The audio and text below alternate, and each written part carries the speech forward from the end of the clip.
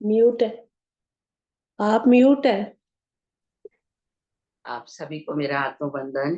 PMC ध्यान नेपाल के इस मंच पर जो लोग उपस्थित हैं उन सभी को और बाद में रिकॉर्डिंग सुनने वालों को भी मेरा हृदय से आभार, अभिनंदन। अपने प्रिय गुरु ब्रह्म ऋषि पितामह महाअवतार बाबा जी, सभी आध्यात्मिक और आराध्य गुरुओं को साष्टांग प्रणाम करते हुए हम आज का सत्र आरंभ करेंगे। तो जैसा कि हमारी गुरु ग्रंथ साहब की टीचिंग पर सीरीज चल रही है, उसी में आज उसी को आगे बढ़ाते हुए अविनाश जी सेशन देंगी और विजडम देंगी। तो मैं अविनाश जी से को आमंत्रित करूंगी और बहुत बहुत धन्यवाद उनका, बहुत बहुत आभार। जी अविनाश जी, ओवर टू यू। सत श्री अकाल सभी ध्यानियों को। हम सभी इस बात से अच्छी तरह वाकिफ है कि इन दिनों में गुरु ग्रंथ साहब जी के उपदेशों पर और उनके व्याख्या पर हम ध्यान में उनकी ऊर्जा के साथ जुड़ रहे हैं। सिख इतिहास में दिसंबर का महीना शहीदियों से भरा हुआ है। बहुत ही हम भरे हृदय से इन सभी शहीदियों को याद करते हैं, गुरुओं को प्रणाम करते हैं और हम सभी यह जानने की कोशिश करते हैं कि गुरुओं ने अपनी धर्म की रक्षा के लिए कैसी कैसी बलिदानियां दी और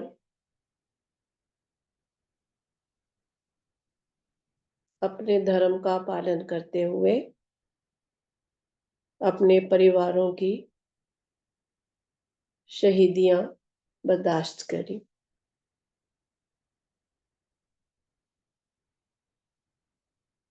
सिखों के 9वें गुरु गुरु तेग बहादुर जी की शहीदी पर भी हमने 6 दिसंबर को उन्हें श्रद्धांजलि अर्पित की थी। अभी दिसंबर के महीने में, पोष के महीने में गुरु घर में अनेकों अनेक ऐसे दिन घटित हुए जिन्हें हम अपने शब्दों में पूर्णता पूर्णता व्याख्यान नहीं कर पाते। सिखों के 10वें गुरु गुरु तेग बहादुर गुरु गोबिंद सिंह जी, जो कि गुरु तेग बहादुर जी के सुपुत्र थे, उनका जन्म अपने ननिहाल पटना साहब में हुआ था। 3 साल की उम्र तक गुरुजी पटना साहब में रहे और उसके बाद के 3 साल वो पांवटा साहब आ गए। अपनी माता जी और अपनी दादी के साथ उन्होंने यह समय बिताया। 6 साल की उम्र तक गुरुजी अपने पिता से नहीं मिले थे। गुरु तेग बहादुर जी उस वक्त आनंदपुर साहब में थे। वहां पांवटा साहब से जब गुरुजी अपने परिवार के साथ आनंदपुर साहब आए तो उनकी उम्र मात्र 6 वर्ष थी।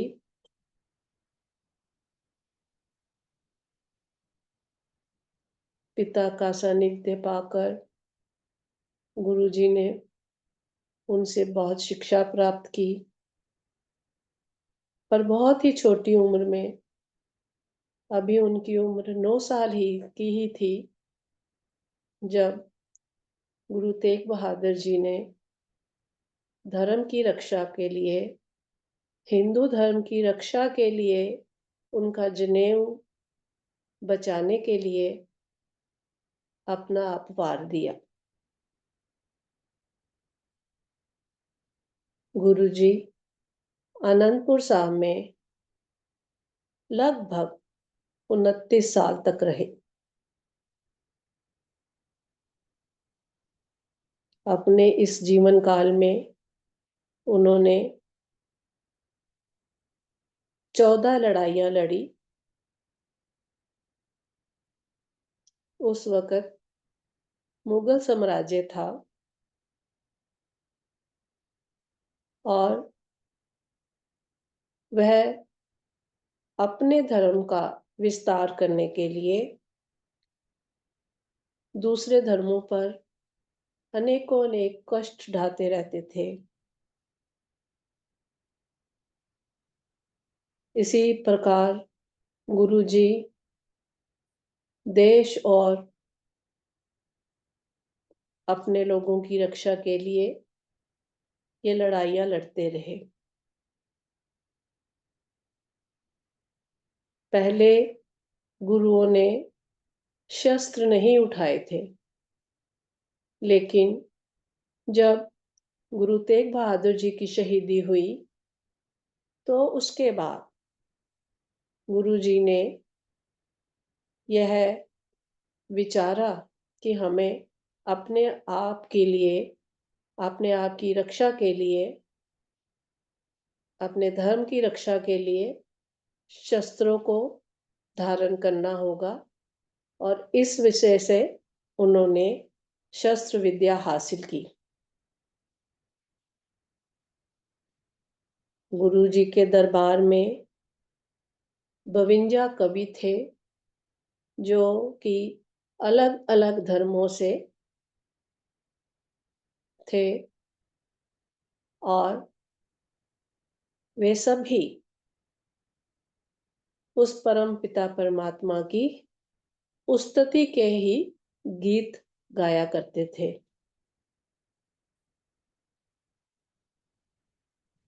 गुरुजी के दरबार में नंदलाल जी, जो कि एक उच्च कोटि के कवि थे,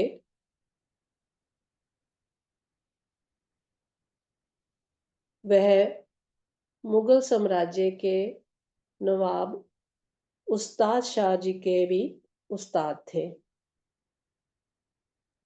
उस वक़्त का सम्राट औरंगज़ेब, उनका छोटा बेटा बहादुर शाह, जो कि एक संत प्रवृत्ति का था, गुरुजी के साथ उनका बहुत ही सानिध्य था। गुरुजी के विचारों से और उनके वाणी से बहादुर शाह पर बहुत ही सम्मान और एक तड़प थी परमात्मा के लिए।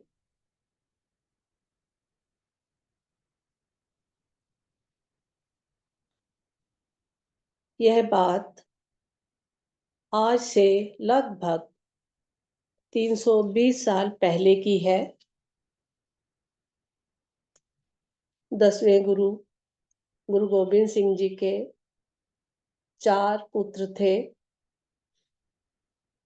सबसे बड़े साहिबजादा अजीत सिंह, साहिबजादा जुझार सिंह, साहिबजादा जोरावर सिंह, और सबसे छोटे साहिबजादा फतेह सिंह। माता सुंदरी जी गुरुजी की पत्नी थी। अपने पिता की देखरेख में छोटी आयु में ही सभी पुत्र शस्त्र विद्या में निपुण हो गए। क्योंकि उस वक़्त मुगलों का राज था और वो अपना साम्राज्य फैलाने के लिए रोज ही कुछ न कुछ उपद्रव मचाते रहते थे। इस तरह से गुरुजी ने शस्त्र धारण किए और उसमें निपुणता हासिल की ताकि कोई भी निहत्थे लोगों को मार ना सके।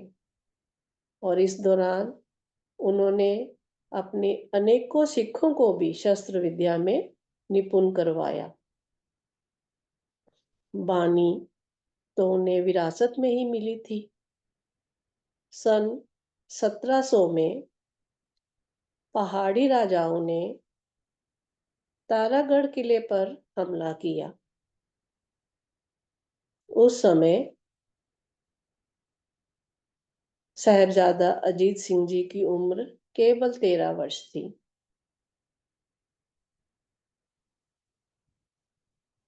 उन्होंने बहुत ही चतुराई से यह जंग युद्ध जीता और फतेह प्राप्त की। जब जब्बर खान, जो कि एक मुगल नवाब था और वो बहुत ही गरीबों पर जुल्म करता था, उसे जिंदा ही पकड़कर साहबजादा अजीत सिंह ने उसे अपने पिता के दरबार में पेश किया।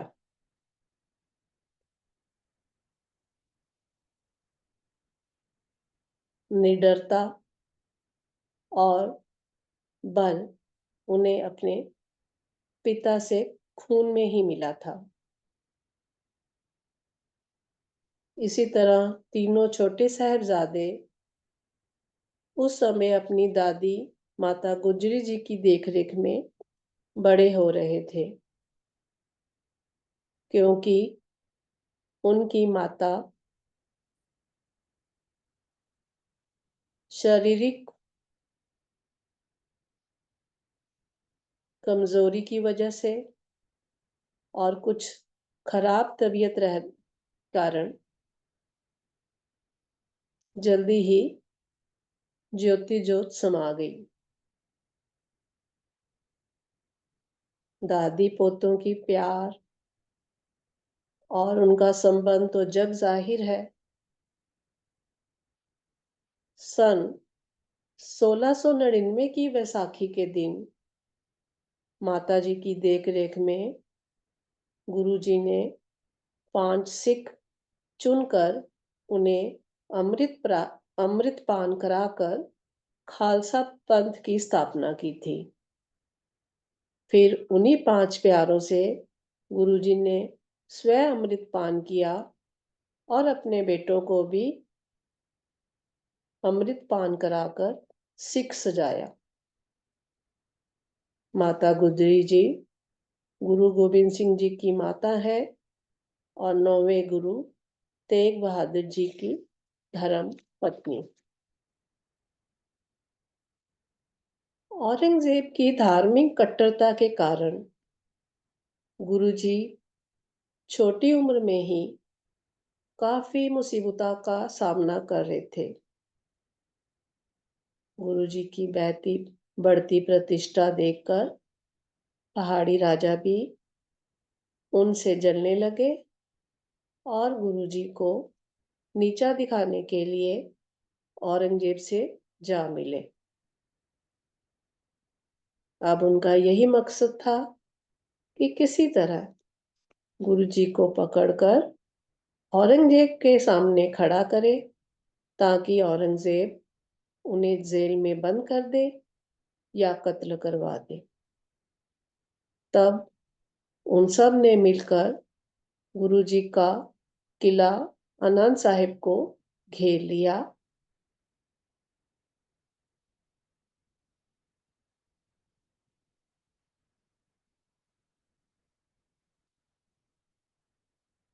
सभी ध्यानी कृपया अपने ध्यान की अवस्था में आए और बड़े प्यार से अपने नेत्र बंद करके गुरु जी की बताई जा रही कथा के अनुसार अपने मन को उनके चरणों से जोड़े और उनसे ऊर्जा प्राप्त करें। स्वाभाविक श्वास चलते रहे। अपने सभी आध्यात्मिक गुरुओं का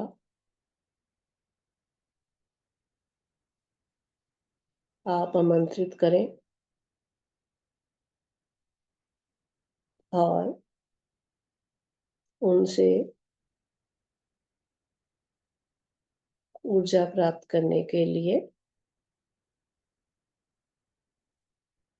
आप निवेदन करें, प्रार्थना करें।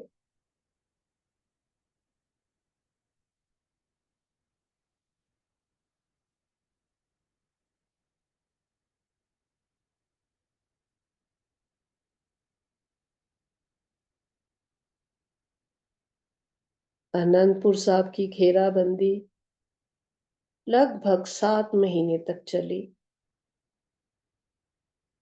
उस वक़्त बाबा अजीत सिंह की उम्र 18 वर्ष थी।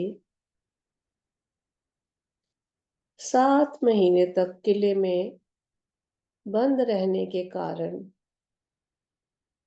धीरे धीरे सभी सिख जो कि उस वक़्त गुरु जी के साथ किले में उपस्थित थे,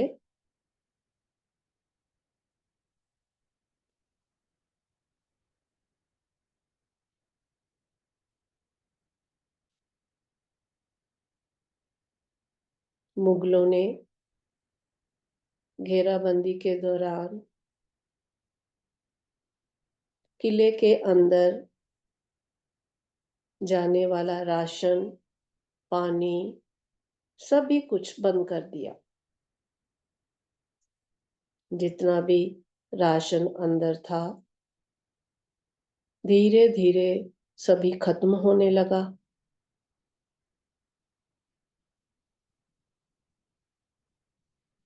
बहुत से सिख बीमारी और भूख से मरने लगे। तब भी गुरु जी का मनोबल कम ना हुआ और वह अपने सिखों को ढांढस देते हुए मुगलों के साथ लड़ते रहे।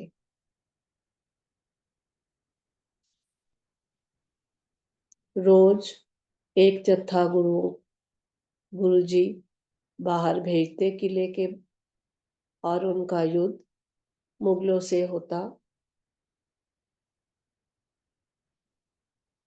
थोड़े से सिख हजारों मुगलों की सेना को मारकर खुद भी शहीद होते गए। इस तरह धीरे धीरे राशन भी कम बंद हो गया और किले में सभी सिखों का मनोबल भी कम होता जा रहा था। कुछ बीमारी की वजह से, कुछ भूख की वजह से। तब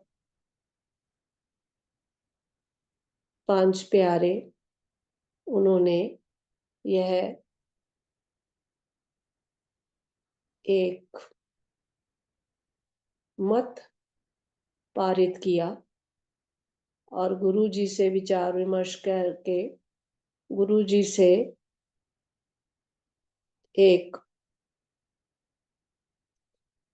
सिफारिश की कि गुरु जी हमें यह किला छोड़ देना चाहिए। इस तरह तो हमारे सारे सैनिक या तो भूख की वजह से या बीमारी की वजह से ही कम मर जाएंगे। लेकिन गुरुजी कभी 15 दिन, कभी 1 हफ्ता ऐसे उन्हें रोकते रहे और उनके मनोबल को बढ़ाते हुए युद्ध जारी रहा। अब मुगलों ने यह देखा कि गुरुजी को पकड़ना तो बहुत मुश्किल है। उन्होंने एक चाल चली।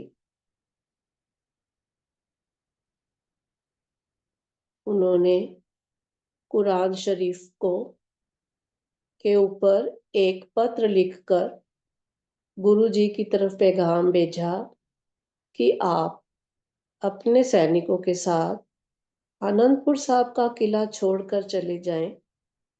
हम कुरान शरीफ की शपथ खाते हैं कि हम आपसे कुछ नहीं कहेंगे। गुरुजी यह अच्छी तरह जानते थे कि ये सब गलत और झूठी बातें हैं।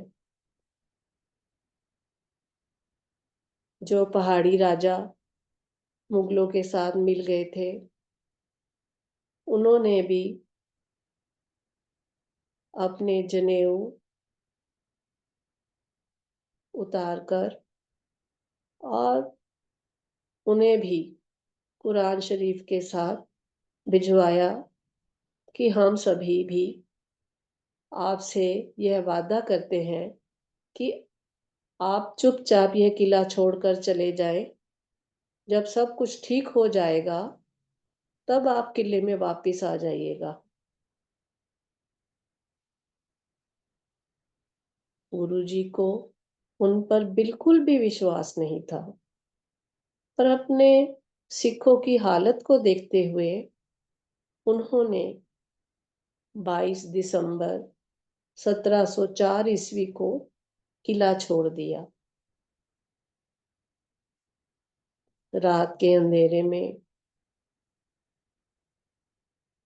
गुरुजी ने उस दिन की सायकाल वंदना के बाद अपने सिखों को प्रेरित करते हुए यह घोषणा की कि हम लोग रात को ही यह किला छोड़ देंगे और कीरतपुर साहब की ओर रवाना हो जाएंगे। पर कहते हैं ना, अकिर्त घनों पर विश्वास नहीं करना चाहिए। वैसा ही हुआ जैसा गुरुजी को अंदेशा था। मुगलों ने अपनी भारी सेना लेकर पीछे से गुरुजी पर हमला कर दिया। अब इस भाग दौड़ में अपने आप को बचाते हुए गुरुजी अपनी सेना के साथ आगे बढ़ रहे थे। रास्ते में सिरसा नदी पड़ती थी और उस रात सिरसा नदी बहुत ही उफान पर थी। बाढ़ की वजह से सभी सिखों को गुरुजी के साथ सिरसा नदी पार करते हुए बहुत ही मुश्किलों का सामना करना पड़ा। पानी के थपेड़ों से बचते हुए गुरुजी का परिवार 3 हिस्सों में बट गया। गुरुजी, उनके 2 बड़े साहबजादे और 40 सिख चमकौर साहब की ओर निकल गए। दूसरी तरफ माता गुजरी जी और 2 छोटे साहबजादे गांव सहेड़ी की ओर पानी के बहाव में उस तरफ निकल गए। बाकी कुछ सेना दिल्ली की ओर जा निकले।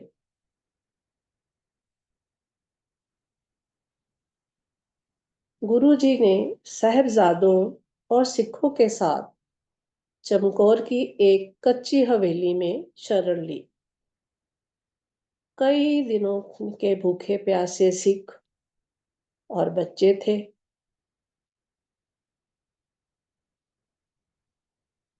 अपने आप को और अपनी सेना को बचाने के लिए गुरुजी उस हवेली में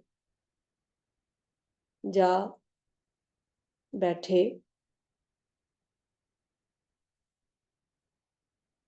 पर मुगलों ने भी उनका पीछा नहीं छोड़ा। औरंगजेब की 10 लाख की सेना, जिसका नेतृत्व वजीर खान कर रहा था,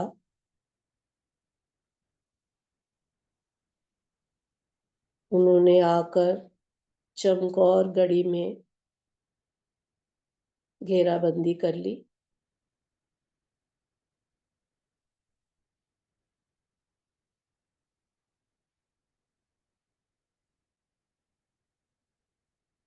गुरुजी ने अब अपनी सेना की कमान अपने हाथों में ली और अपने 5-5 सिखों को एक ग्रुप बनाकर किले से वह रणभूमि की ओर रवाना करते। उनके सिख हजारों मुगलों को मारकर शहादत प्राप्त कर जाते। इस तरह जब मुगलों की सेना के साथ साथ गुरुजी के सिख भी शहीद होते गए, तो तीसरे दिन गुरुजी के बड़े साहबजादे बाबा अजीत सिंह ने गुरुजी से प्रार्थना की कि पिताजी, इस बार आप मुझे आज्ञा दें ताकि मैं युद्ध भूमि में जाकर दुश्मनों का खात्मा कर सकूं। तब भाई दयाला जी ने गुरुजी से प्रार्थना की और गुरुजी से कहा कि गुरुजी, अभी साहबजादे छोटे हैं, अभी हमें इनकी बहुत जरूरत है।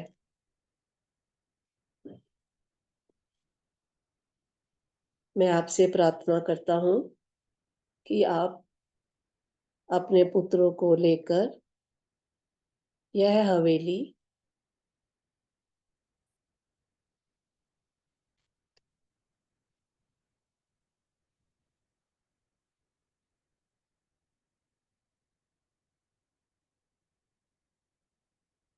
छोड़कर किसी सुरक्षित स्थान की तरफ चले जाएं।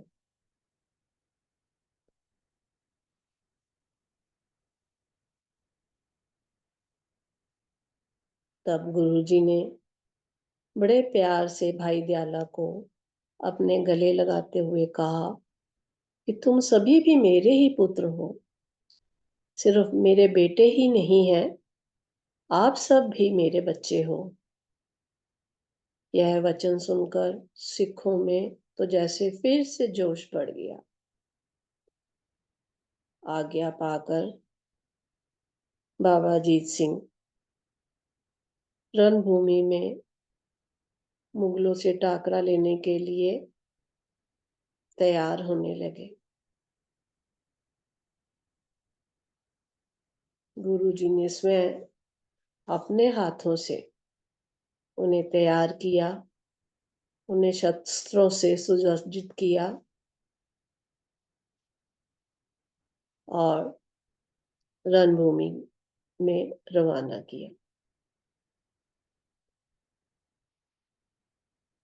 मुगलों की सेना ने तो जैसे खुशी की एक लहर झूम उठी, जैसे ही उन्होंने गुरुजी के साहबजादे को देखा।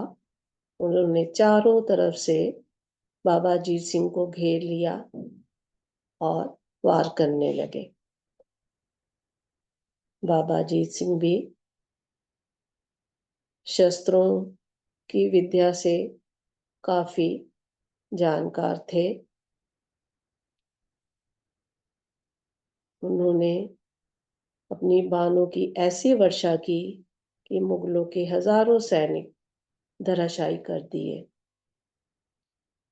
ललकार ललकार कर उन्होंने कई महारथियों को मारा, पर मुगलों की इतनी बड़ी सेना और अपने साथ आए सैनिकों की शहादत के बाद वह अकेले पड़ गए। सेना ने तो उन्हें पहले से ही चारों तरफ से घेरा हुआ था। उन्होंने चारों तरफ से उन पर वार करने शुरू कर दिए,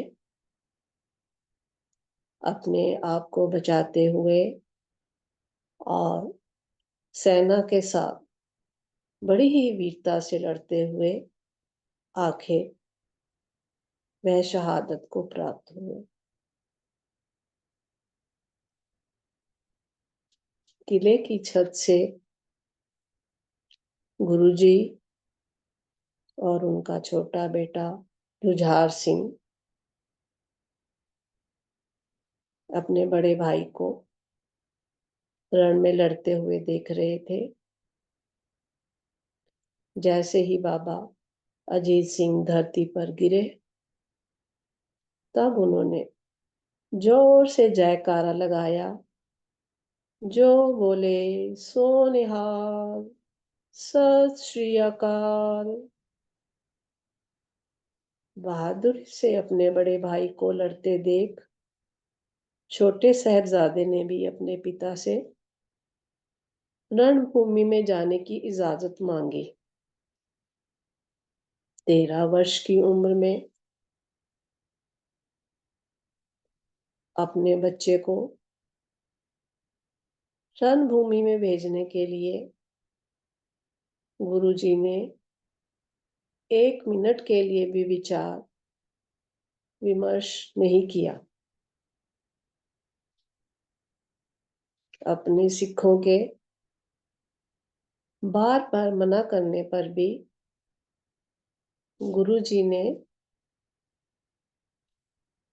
अपने बेटे जुझार सिंह के लिए यही बोला कि आज इस वक्त यह समय की पुकार है। मेरे सभी बच्चों के साथ मेरे बेटे भी इस युद्ध में हिस्सा लेंगे। कहते हैं ना, परमात्मा गुरु सब जानता है। अपने अंतर्मन से गुरुजी पहले से ही जानते थे कि अगर मेरे बच्चे रणभूमि में जाते हैं तो वे वापस नहीं आ पाएंगे, क्योंकि उनकी उम्र बहुत छोटी थी और सेना में बड़े बड़े महारथी उनके आगे लड़ने के लिए तैयार खड़े थे। फिर भी गुरुजी ने अपने बच्चे का मनोबल बढ़ाते हुए उसे भी अपने हाथों से सुसज्जित किया, शस्त्र पहनाए और युद्ध भूमि के लिए रवाना किया। अपने बड़े भाई की तरह साहिबजादा जुझार सिंह ने भी रणभूमि में मुगलों के बहुत छक्के छुड़ाए। अपने एक एक वार से अनेकों सैनिकों का खात्मा करते गए और अंत में घेराबंदी के दौरान सैनिकों ने उन पर चारों तरफ से वार करने शुरू कर दिए। शाम होते होते उनकी भी शहादत हो गई।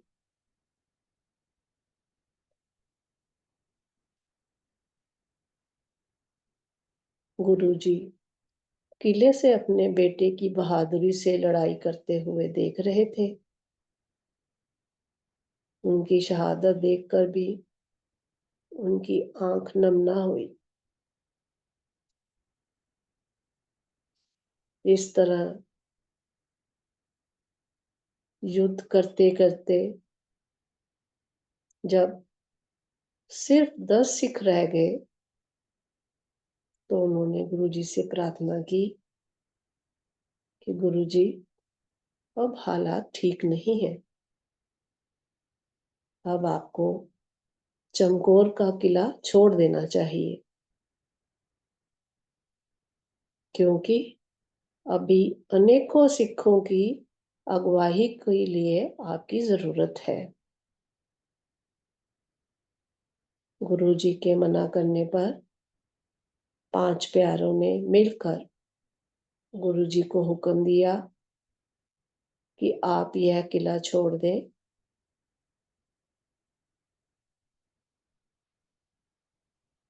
और सुरक्षित स्थान पर चले जाएं।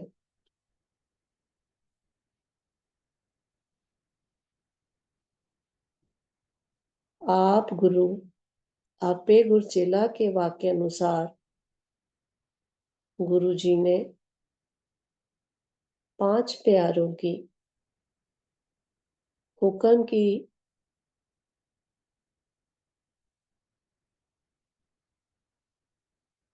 मानना करते हुए अपने 3 सिखों को साथ लेकर उस रात गुरुजी ने यह किला छोड़ दिया और आगे निकल गए।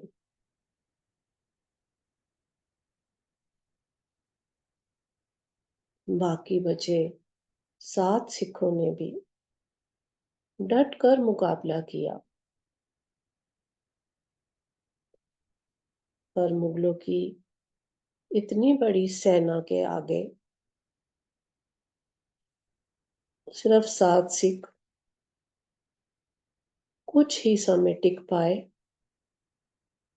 और धीरे धीरे सभी शहादत को प्राप्त हुए।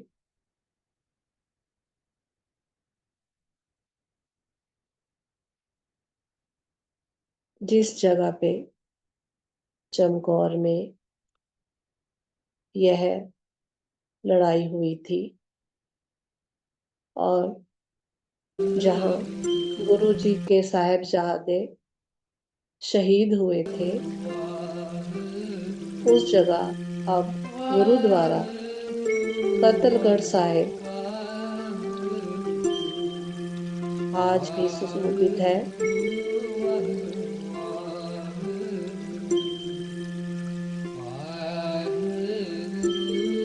योगी अल्लाह यार शाह लिखते हैं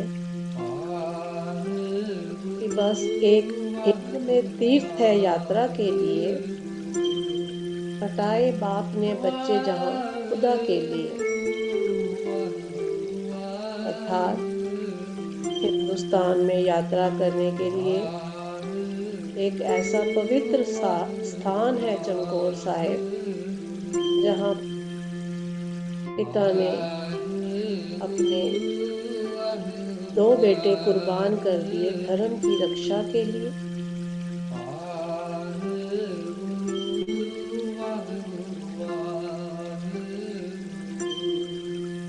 इस तरह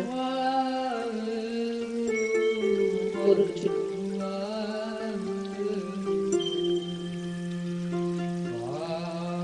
अपने दोनों बेटों की शहादत के उपरांत गढ़ी चमकौर की छोड़कर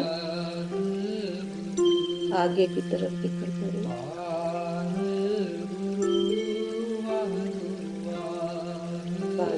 लिखा गया है,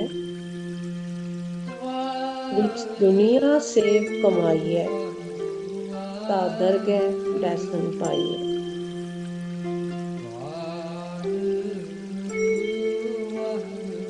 अर्थात इस दुनिया में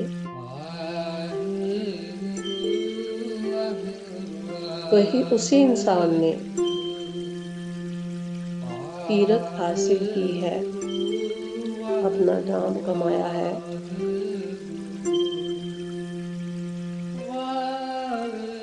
जिन्होंने अपना आप वार कर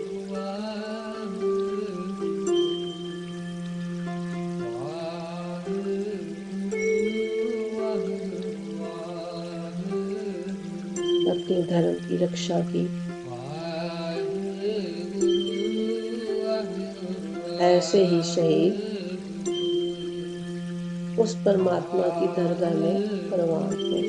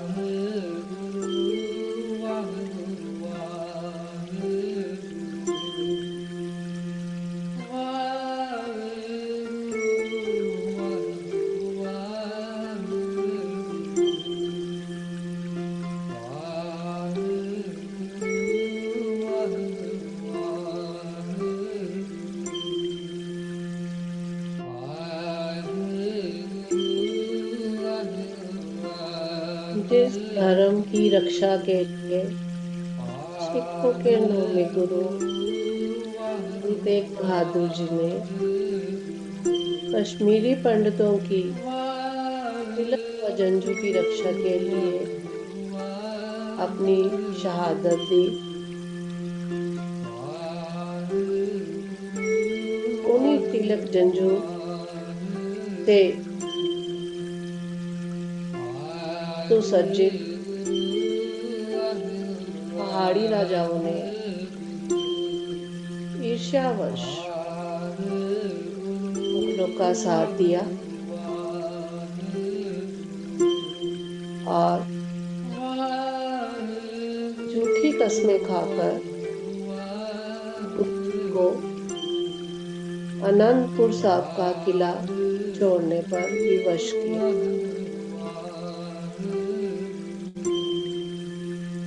29-30 साल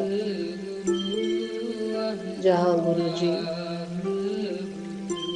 अपने पिताजी के शीशगंज साहिब के सेवा करते रहे, कितना दुखदाई होता है वह स्थान छोड़ना जहां पर आप पले हो, आपकी जिंदगी का ज्यादातर वक्त वहां गुजरा हो।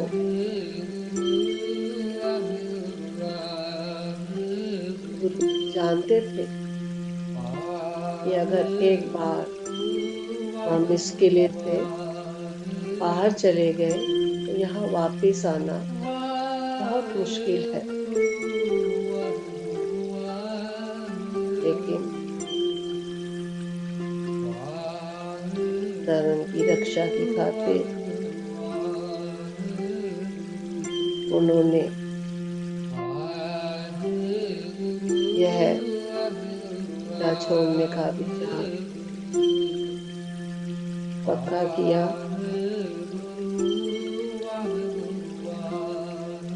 और अपने पूरे परिवार के साथ आनंदपुर साहब को छोड़ दिया।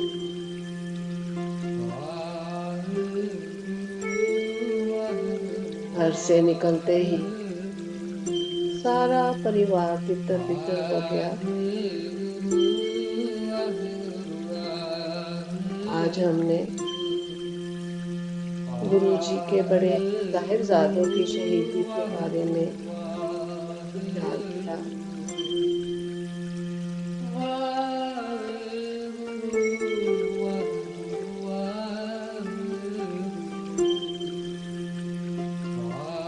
गुरुजी के पूरे जीवन काल को कुछ ही पलों में समेटना मुश्किल है।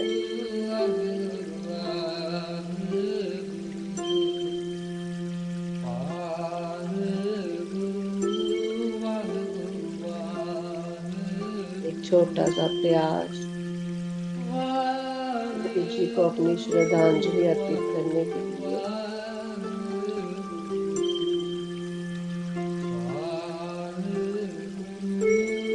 अगले ध्यान में हम गुरु के जी के छोटे साहिबजादों के बारे में विचार विमर्श करेंगे और उनके साथ क्या क्या बीता उसके बारे में बताने का मैं प्रयत्न करूंगी। गुरु जी के जीवन पर प्रकाश डालते हुए अनेकों अनेक घटनाएं ऐसी हैं जिन्हें थोड़े समय में उनका व्याख्यान करने के लिए बहुत मुश्किल है।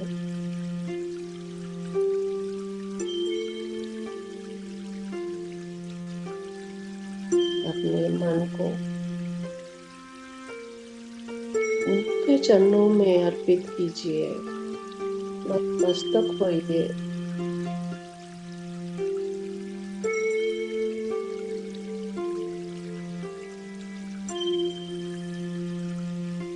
सोचिए कितना बड़ा दिल होगा उस पिता का जिसने पहले अपने पिता की शहादत देखी और अपनी आंखों के सामने और अपने 2 पुत्रों का बलिदान। धन है वो पुत्र, धन है वो माँ, धन है वो धरती।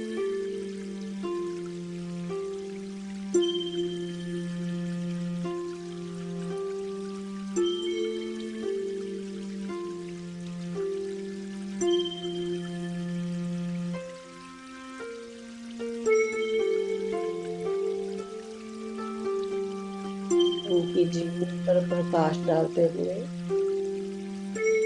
अनेकों अनेक गलतियां मुझसे हो गई होंगी। कृपया गुरुजी अपना बच्चा जानकर मुझे माफ कर देंगे। इसी आशा के साथ आप सभी ध्यानियों के मैं विनती करती हूँ कि आप अपने इंद्रियों को एकाग्र करते हुए, उनको समेटते हुए अपने भौतिक शरीर की तरफ वापस आते जाएं।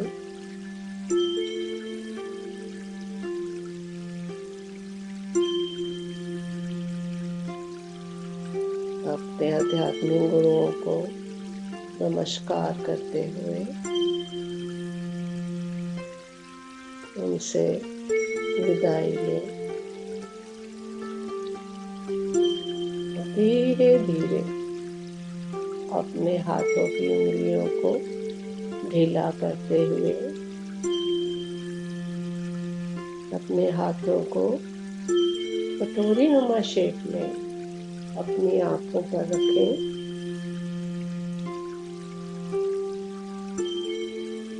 अपनी प्यारी सुंदर आंखों को अपने हाथों के बीच में ही बड़े ही प्यार से मुस्कुराते हुए धीरे धीरे खोलें और एकत्रित ऊर्जा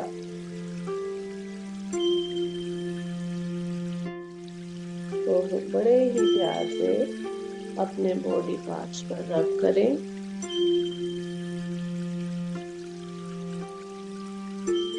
शुक्राना गुरुजी, शुक्राना, शुक्राना।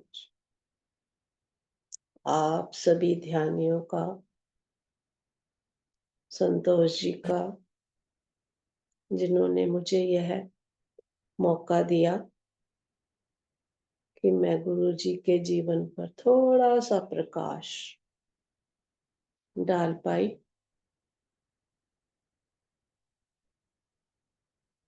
गलतियों के लिए क्षमा चाहती हूँ। वाहेगुरु जी का खालसा, वाहेगुरु जी की फतेह।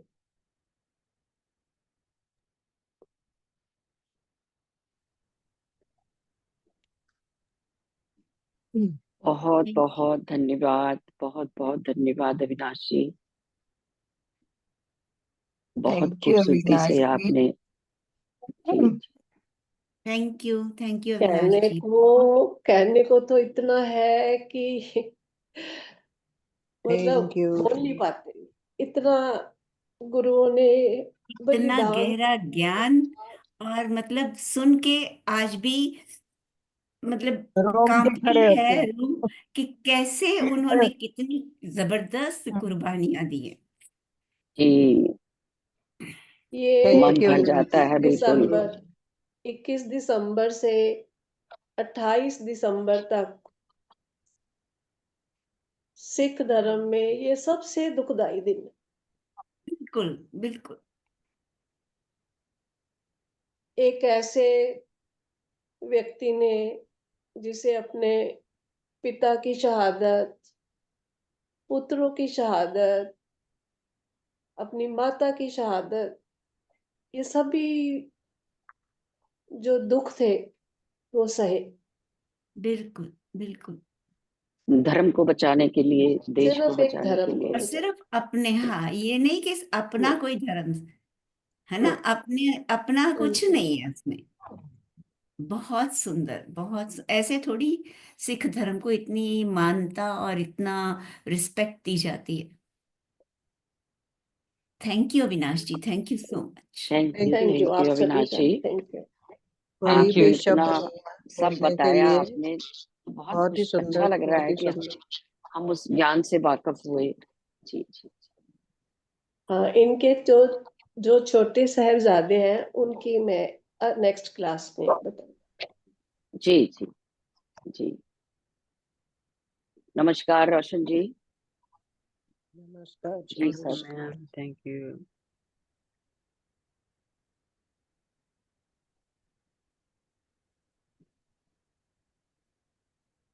नमस्कार मैडम। नमस्कार सर। नमस्कार।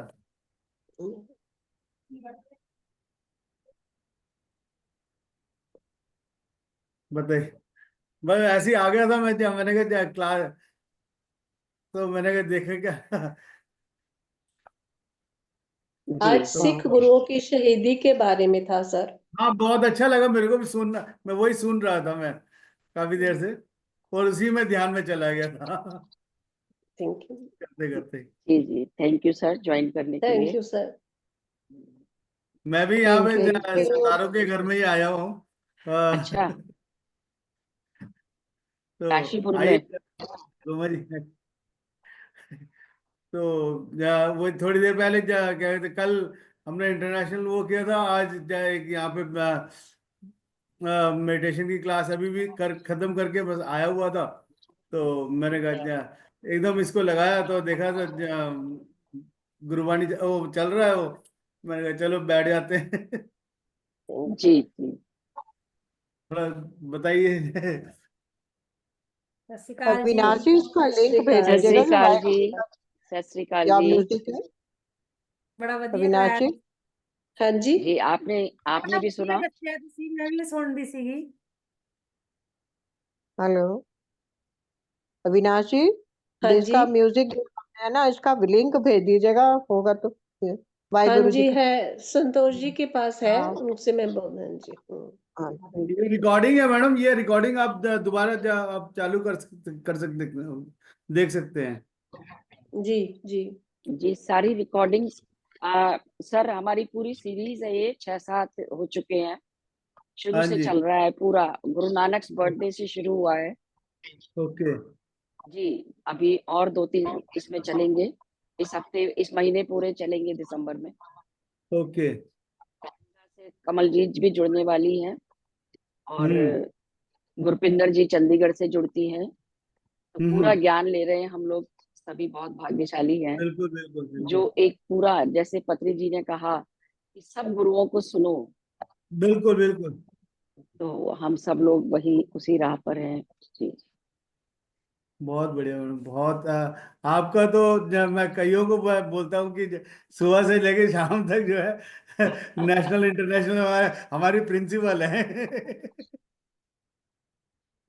सर, ठीक आप कह रहे हैं प्रिंसिपल मत सर। बनाया करो। ठीक कह रहे हैं तो सर। स्वामी जी ने 3 बजे से बुलाया हुआ था, मैंने तो और आधा घंटा लेट 4 बजे ज्वाइन किया था। फिर अपने ग्रुप में आ गए अब। जी जी। जो भी हो जाए, जब तक परमात्मा ने सांसें दी हैं, बिल्कुल जितना ज्ञान मिल जाए।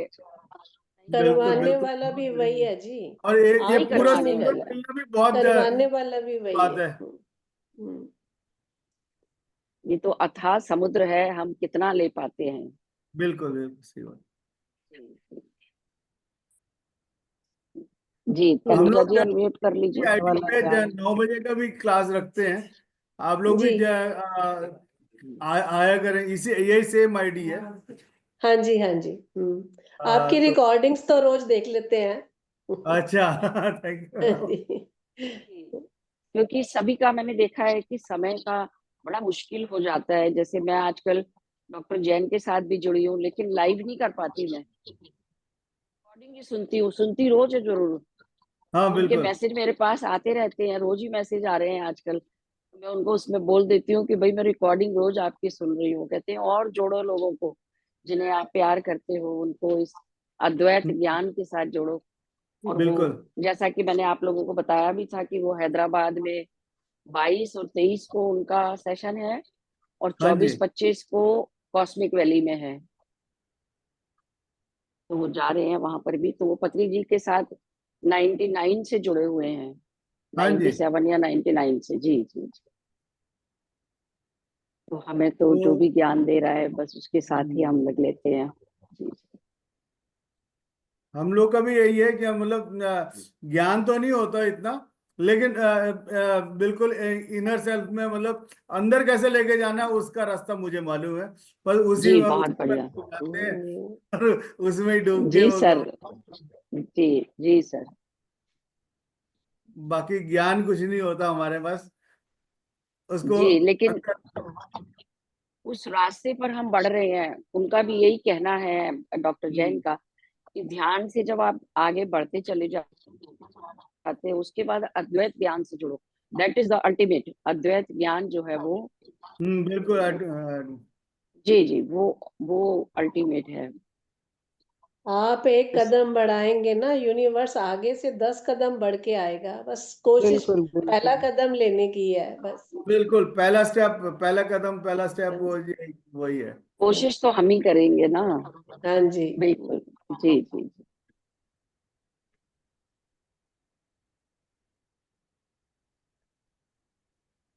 थैंक यू जी, thank you. Thank you Avinash ji. Thank you. बहुत थैंक बहुत यू उषा जी।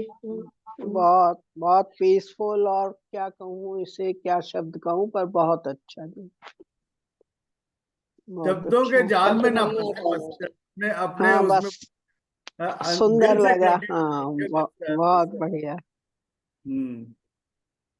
शब्द भाव नहीं है के कहने साथ हम जुड़ते हैं। जी जी बिल्कुल, शब्दों से नहीं फर्क पड़ता। और वैसे भी अद्वैत ज्ञान में भी यही बताया गया है कि सभी इंद्रियों को परे कर दो। और ऐसा बार मैंने शास्त्रार्थ तो हुआ था भगवान इंद्र और भगवान कृष्ण के बीच। तो उन्होंने फिर कहा कि अपना स्थान लेने के लिए, पूरी कहानी किसी दिन सुनाऊंगी, परिजात पुष्प को लेके कुछ वार्तू था उनका शारताज। तो उन्होंने कहा कि इंद्र जो थे वो उस मामले में बड़े चालाक थे। उन्होंने कहा मेरे को सब इंद्रियां चाहिए मनुष्य की, तो इसीलिए हम उसको इंद्रियां बोलते हैं ना, पांचों 5 सेंसेस को। जी। तो भगवान कृष्ण का जब नंबर आया तो भगवान कृष्ण ने बोला कि मेरा मेरा स्थान भी मनुष्य के हृदय में रहेगा, लेकिन जब वो पांचों इंद्रियों से परे चला जाएगा। तो हम परमात्मा को जब ही अनुभव कर पाते हैं जब इंद्रियों से परे हो जाते हैं। हाँ आंख, नाक, कान, मुंह, तो वाणी भी, सब सब कुछ खत्म हो जाता है। तब उस परम सुप्रीम पावर को अनुभव कर पाते हैं। बिल्कुल। बिल्कुल बिल्कुल। जी जी। वो इंद्रियों से परे जाने के लिए क्या कहते हैं, थोड़ा सा हमारा जो पाचन तंत्र भी जो है सही से होना चाहिए से मतलब वो देता है। वो उसके लिए थोड़ा सा हमने छोटा सा मतलब ये शिव उस शिव सूत्र में बताया गया कि अगर आप जैसे ईड़ा 72,000 नाड़ियां हैं, इसमें ईड़ा पिंगला है, तो इसको अगर खाना, सोने में और शौच, ये तीन चीजें मुख्य हैं। इसमें अगर सही से हमारा पिंगला वाला पिंगला सूर्य, मतलब नाड़ी को जी जी, एक्टिवेट सूर्य रखें, नाड़ी। तो आपको जो है पाचन तंत्र बिल्कुल सही रहेगा। जी सर, ये आपने बताया है, उसको मैं तो फॉलो कर रही हूँ। जी जी। मध्य प्रदेश साफ तो मतलब पूरा का पूरा आपका हिंदुस्तान साफ सही सही सही रहेगा। जी जी सर, फिर रखते हैं किसी भी दिन, आपसे और सीखेंगे। जी जी। बिल्कुल। Thank you sir. Thank you sir. Thank you Sachin, thank you.